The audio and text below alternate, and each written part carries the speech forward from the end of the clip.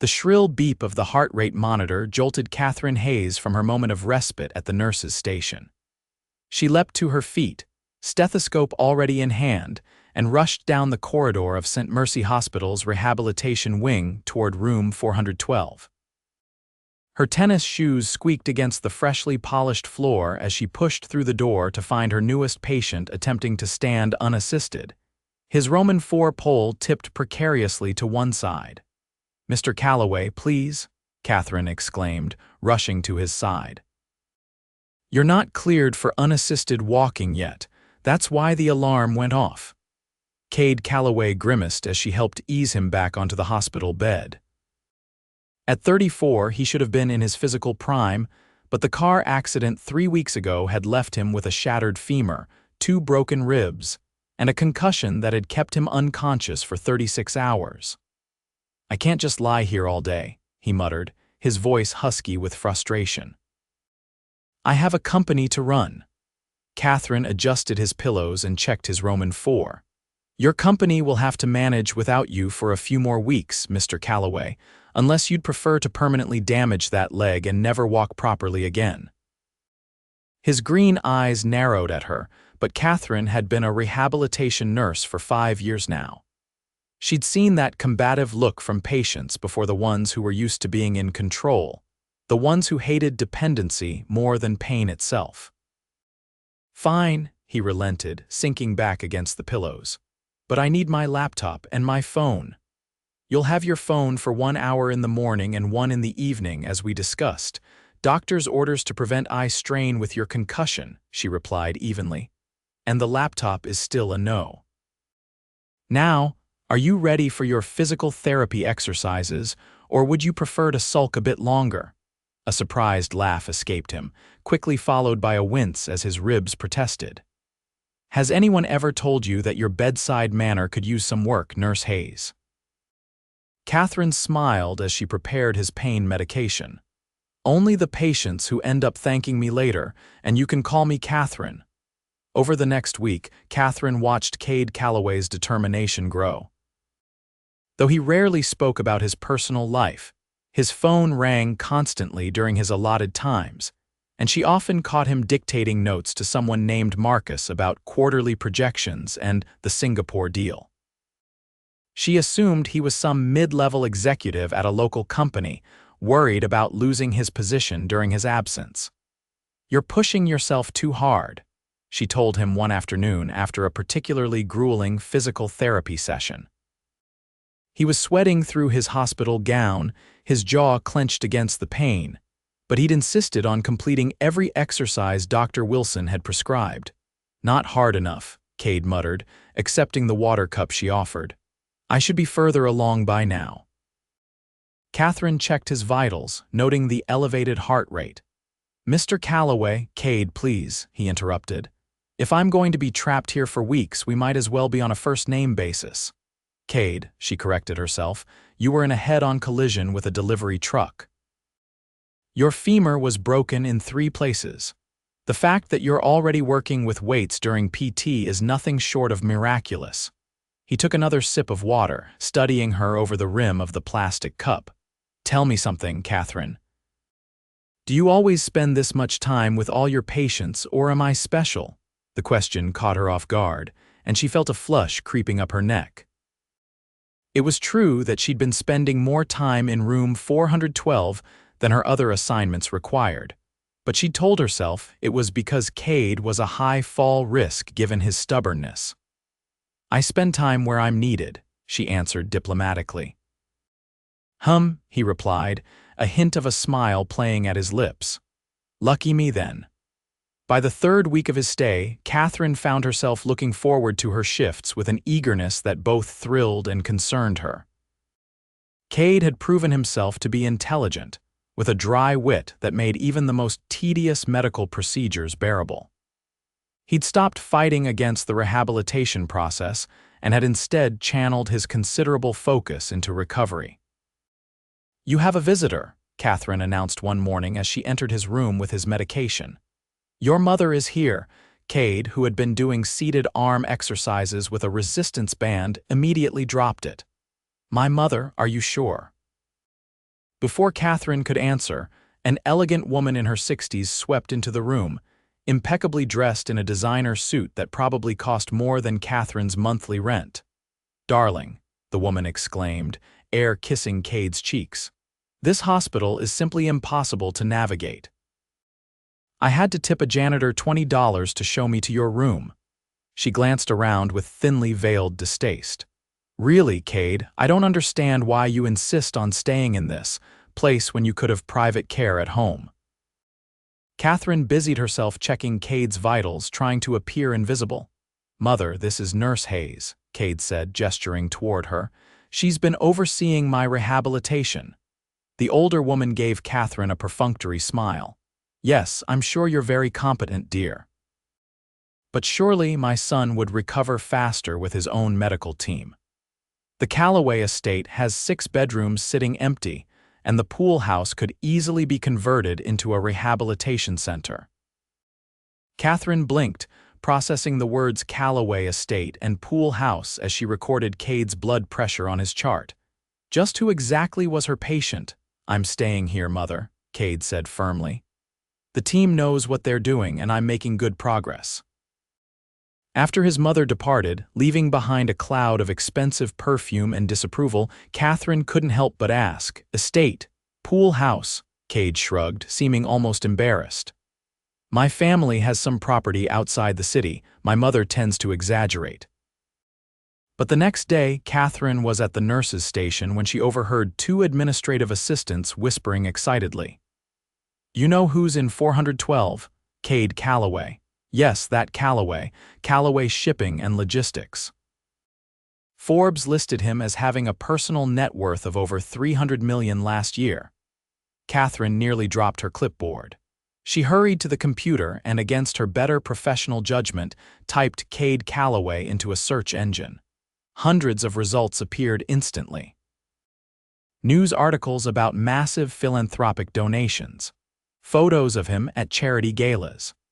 Business journals profiling the explosive growth of Calloway Shipping and Logistics under his leadership after he took over from his father 6 years ago. The Kade Calloway in those photos looked different from her patient, polished in custom suits. Hair perfectly styled, usually with some gorgeous model or socialite on his arm. But the eyes were unmistakable. Those same intense green eyes that watched her as she adjusted his Roman 4 or helped him with his exercises. All this time, she'd been treating one of the wealthiest men in the state as if he were just another patient. And he'd let her. When Katherine entered room 412 that afternoon, she couldn't help but see him differently. No longer just the stubborn patient with the dry humor, but Kade Calloway, Millionaire CEO who could buy and sell St. Mercy Hospital several times over if he wanted to. "You're looking at me strangely," he observed as she checked his medication drip. "Is something wrong?" "No," she said quickly, too quickly. "Everything's fine, Mr. Kade. You know, don't you?" he asked quietly. Katherine met his gaze. "Know what, about who I am, outside of this room?" He gestured to the hospital bed, the Roman 4 pole. "About my company." She considered lying but decided against it. "Yes, I overheard some people talking, and then I looked you up." She paused. "Why didn't you tell me?" Kade sighed, running a hand through his hair, which had grown longer during his hospital stay. "Because for the first time in years, someone was treating me like a normal person, not as Kade Calloway, CEO, or Kade Calloway, philanthropist, or Kade Calloway, eligible bachelor, just as Kade.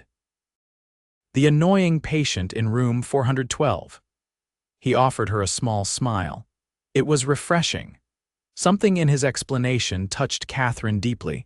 How lonely it must be, she thought, to always be seen through the lens of your wealth and status rather than as yourself. "Well," she said finally, "you're still the annoying patient in room 412 to me, and you're still doing those leg exercises this afternoon, millionaire or not." His laugh was genuine, lighting up his whole face. "I wouldn't expect anything less, Nurse Hayes."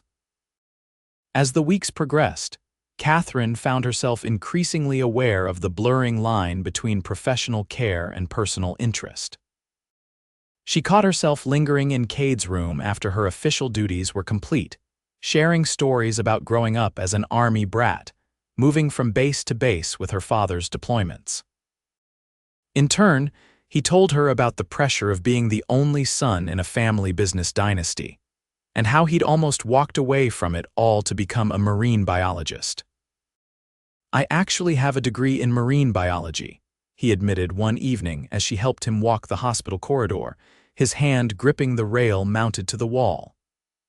"I spent a year after college on research vessels tracking whale migration patterns before my father had his first heart attack." "Do you regret going into the family business?" Katherine asked.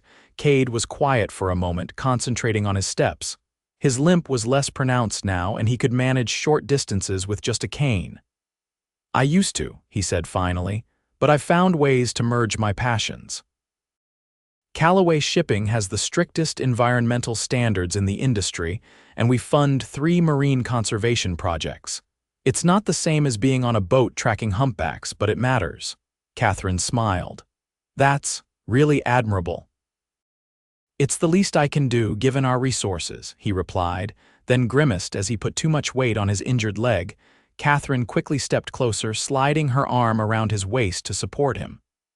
"Easy there.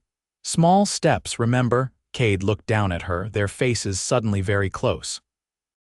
For a heartbeat, Katherine thought he might kiss her, and even more surprising was the realization that she wanted him to. Instead, he straightened up, clearing his throat. "I think I'm ready to head back to the room now." That night, Katherine couldn't sleep.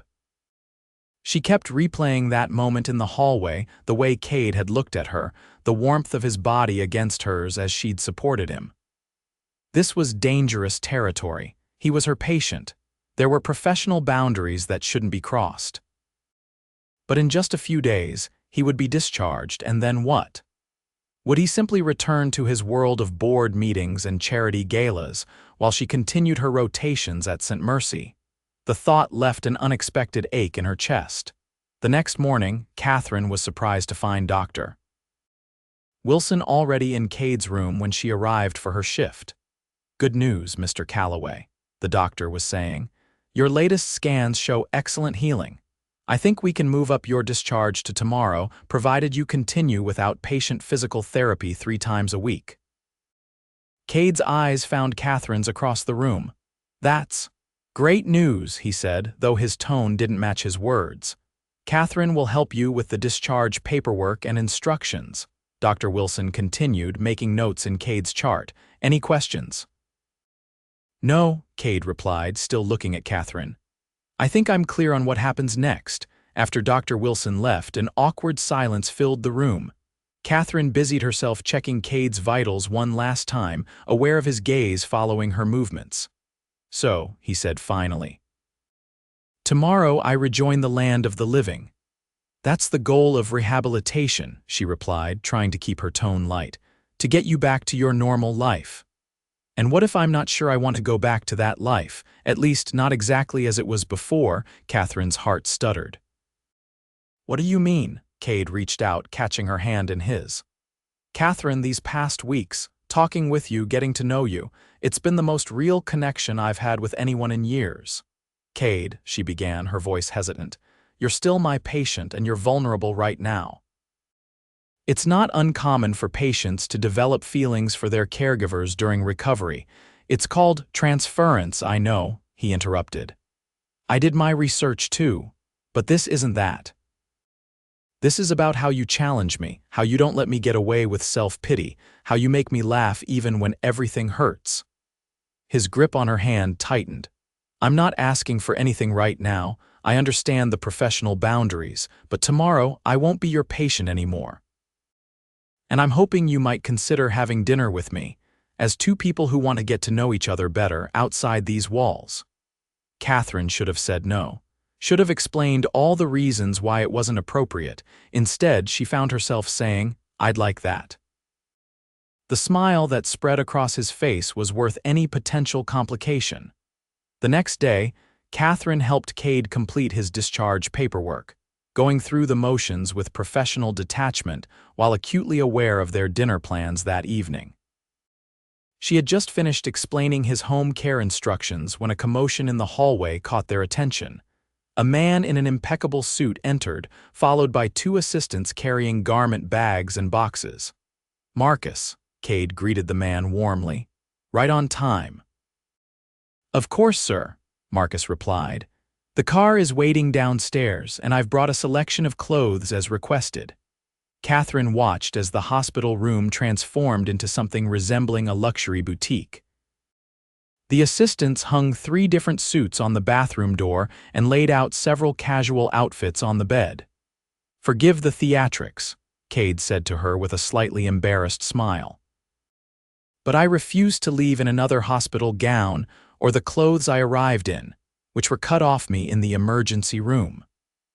"No explanation needed," Katherine assured him, though she was once again struck by the reality of who Kade Calloway was outside room 412.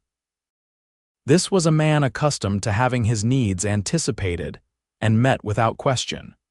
After Kade selected a casual but clearly expensive outfit, Katherine excused herself to complete his discharge paperwork. When she returned, he was standing by the window, dressed in dark jeans and a light blue button-down shirt that made his eyes appear even greener. The hospital bracelet had been removed from his wrist, replaced with what looked like a platinum watch. With his hair freshly styled and his face cleanly shaved, he looked exactly like the wealthy CEO from the internet photos, except for the cane he still relied on. "So," he said, turning to face her. "We're still on for dinner tonight," Katherine nodded, suddenly feeling out of her depth. "Yes, though I should warn you I haven't had time to go home and change, so I'll be in my after-work clothes, nothing fancy." "You could wear scrubs and still be the most beautiful woman in the restaurant," he replied with such sincerity that Katherine felt her cheeks warm. "I'll pick you up at 8, he continued. "Just text me your address." After Kade left, accompanied by Marcus and the assistants, Katherine finished her shift in a daze. She had agreed to a date with Kade Calloway, Millionaire Kade Calloway, who had seen her at her most professional but also at her most candid, during those late-night conversations when the hospital quieted, and it felt like they were the only 2 people awake in the world. By the time she arrived home to her modest apartment, Katherine had convinced herself a dozen times that she should cancel. What did she, a nurse with student loan debt and a second-hand car, have in common with a man who could afford to buy a small country? But then she remembered the vulnerability in his eyes when he spoke about his father's expectations, and the passion in his voice when he described the marine conservation projects. That was the real Kade. She believed not the wealth or the corporate power, but the man who cared deeply and thought carefully. At precisely 8 o'clock, her doorbell rang. Katherine, dressed in her nicest sundress and low heels, took a deep breath before opening it. Kade stood there, leaning slightly on his cane, holding a bouquet of wildflowers. "Not roses," he explained, handing them to her. "You mentioned once that you thought roses were overrated and wildflowers reminded you of summers at your grandmother's house." The fact that he had remembered that small detail from one of their many conversations touched her deeply. "They're perfect," she said, inviting him in while she found a vase. Instead of the chauffeur-driven luxury car she'd half expected, Kade had driven himself in a sleek, but not ostentatious sedan. "I haven't been cleared to drive my regular car yet," he explained, opening the passenger door for her. "The doctors were concerned about the clutch with my injured leg, so I borrowed this automatic from the company fleet." Katherine smiled at his casual reference to a company fleet, but appreciated that he hadn't arrived with a driver and entourage. To her surprise, Kade didn't take her to one of the city's exclusive restaurants, but rather to a small Italian place tucked away on a side street, with checkered tablecloths and candles stuck in old wine bottles. "I hope this is okay," he said as they were seated at a corner table. "It's been my favorite restaurant since college. The owner, Giuseppe, taught me how to make proper carbonara when I was a broke graduate student living on ramen." "You, broke?" Katherine couldn't hide her skepticism. Kade laughed. "Hard to believe, I know." But my father believed in earning your way. He cut me off completely during graduate school, said if marine biology was so important to me, I should be able to support myself doing it. He shrugged. It was actually one of the best things he ever did for me. Taught me the value of work in a way that no lecture ever could. As they shared plates of handmade pasta and a bottle of Chianti, Katherine found herself relaxing. This was the Kade she knew from room 412, thoughtful, funny, attentive just in nicer clothes and a more romantic setting. "Can I ask you something?" she said as they lingered over tiramisu. "Why St. Mercy? With your resources, you could have gone to any private hospital, had a team of specialists." Kade considered her question, twirling his dessert spoon between his fingers. "After the accident, I was unconscious. The ambulance took me to the nearest trauma center, which happened to be St. Mercy. By the time I woke up and my family's people started making noise about transferring me, I'd already met some of the staff. They were competent, straightforward. No one was treating me differently because of my name." He looked directly at her. "And then there was this particularly stubborn nurse who wouldn't let me intimidate her into giving me my laptop." Katherine laughed. "You were a terrible patient those first few days." "I was," he agreed, "but you were exactly what I needed. Someone who saw me as a person who needed help, not as a bank account or a business opportunity." His expression grew serious. "Do you know how rare that is in my life? To be valued for just being me." The vulnerability in his voice made Katherine reach across the table and take his hand. "For what it's worth, I liked Kade the difficult patient long before I knew about Kade the CEO." "That's worth everything," he said softly, squeezing her hand. Over the next few months, Katherine and Kade's relationship deepened through a series of careful steps. He continued his outpatient physical therapy at St. Mercy, though with a different nurse to avoid any conflict of interest. Katherine maintained her regular shifts, sometimes not seeing Kade for days when their schedules conflicted. But he always found ways to let her know he was thinking of her, a coffee delivery to the nurse's station, wildflowers waiting at her apartment, text messages that made her smile during difficult shifts. Their dates ranged from simple picnics in the park, movie nights at her apartment, to occasionally extravagant a weekend trip to a beachside cottage where Kade taught her about tide pools and marine ecosystems. Katherine appreciated that he seemed to understand her discomfort with opulence and never pushed her into situations that made her feel out of place. The first time he invited her to his home, 6 months into their relationship, she had been nervous. The Calloway estate turned out to be exactly as impressive as she'd feared, a sprawling property overlooking the ocean, with manicured gardens and a house that could comfortably fit 20 people. "It's too much, isn't it?" Kade asked, watching her expression as they drove through the gates. "I've been thinking of selling it, actually. It was my parents' house, never really mine. I maintain it mostly for my mother's sake. She still hosts charity events here." "Where would you live instead?" Katherine asked, trying to imagine Kade in a normal house or, God forbid, an apartment like hers. He parked the car and turned to face her. "I've been looking at properties along the coast, something smaller, more sustainable, solar-powered, close to the water." He paused.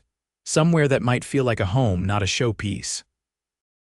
As he gave her a tour of the house, Katherine was struck by how impersonal most of it felt, like an elaborate hotel rather than a home. The only spaces that seemed lived in were Kade's office, filled with books on marine life and business ethics, and a sunroom overlooking the ocean, where a telescope was positioned by the window. "This is where I actually spend most of my time when I'm home," he admitted, leading her to the sunroom. "I keep track of the migrations. There's a pod of humpbacks that passes by twice a year." Looking around at the weathered books, the comfortable furniture, the unassuming space that clearly brought him joy, Katherine felt herself falling even deeper in love with him. "I think this is my favorite room in the house," she told him. "Mine too," he replied, wrapping his arms around her from behind as they looked out at the ocean. "Even better now that you're in it." A year after Kade's discharge from St. Mercy, Katherine found herself back in the rehabilitation wing, this time not as a nurse but as a visitor. She carried a large basket filled with gourmet treats, handwritten thank you cards, and gift certificates for the staff who had cared for Kade during his stay. "Nurse Hayes, doctor," Wilson exclaimed when he spotted her.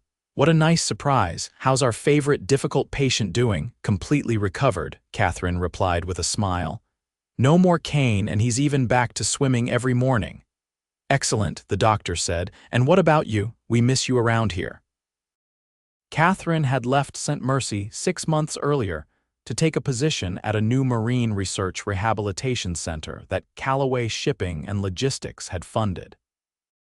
The center specialized in both human orthopedic rehabilitation and marine animal rescue, combining Kade's business acumen with his passion for ocean conservation and Katherine's expertise in rehabilitation nursing. "I'm loving it," she told Dr. Wilson honestly. "It's amazing to apply rehabilitation principles across species, and working with the Sea Turtle Rescue Program has been incredibly rewarding." After delivering the basket to the nurse's station and catching up with her former colleagues, Katherine headed back to her car. As she approached, she saw Kade leaning against it, waiting for her. "How did it go?" he asked, straightening up. The limp was completely gone now, and watching him move with easy grace never failed to fill her with professional pride and personal joy. "It was good to see everyone," she said, accepting his kiss. "Though a bit strange to be on the other side of things." "Speaking of being on the other side," Kade said, taking her hand, "I have a surprise for you." He led her to a nearby park where they walked to a quiet bench overlooking a small pond. Katherine had noticed him growing increasingly nervous over the past week, checking his phone more often, disappearing for mysterious meetings that he wouldn't elaborate on. "Is everything okay?" she asked as they sat down. "You've seemed distracted lately." Kade took a deep breath.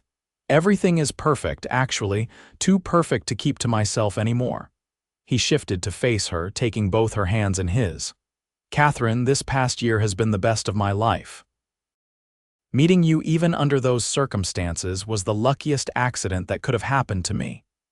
Katherine's heart began to race as she realized what was happening.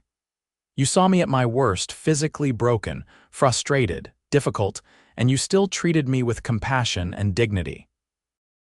You challenged me to be better, to heal properly, to have patience." He smiled. "I'm still working on that last one." Reaching into his pocket, Kade pulled out a small velvet box.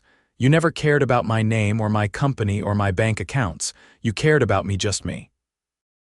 And I want to spend the rest of my life caring for you, supporting your dreams, building a life that matters together." He opened the box to reveal a ring with a single perfect pearl surrounded by small diamonds. "Not a traditional engagement ring," he explained, "but pearls come from something that was once an irritation, transformed over time into something beautiful. Like how my accident led me to you." Tears filled Katherine's eyes as Kade continued, "Katherine Hayes, will you marry me?" "Yes," she whispered, then louder, "Yes, absolutely yes." As he slid the ring onto her finger, Katherine thought about how far they'd come from room 412. From nurse and patient to partners, from strangers to soulmates. His millions had never mattered to her, but his heart, his kind, passionate, determined heart, that was the true fortune she'd found. Kade pulled her close, kissing her with all the love and promise of their future together. When they finally parted, he rested his forehead against hers. "You know," he said softly, "for a man who made his fortune in logistics and planning, the best thing that ever happened to me was completely unplanned." "Sometimes," Katherine replied, "the best recoveries lead to destinations we never expected." And as they sat there planning their future, a smaller house by the ocean, expanding the rehabilitation center, perhaps children someday, Katherine knew that some journeys weren't about returning to where you started, but about discovering where you truly belonged.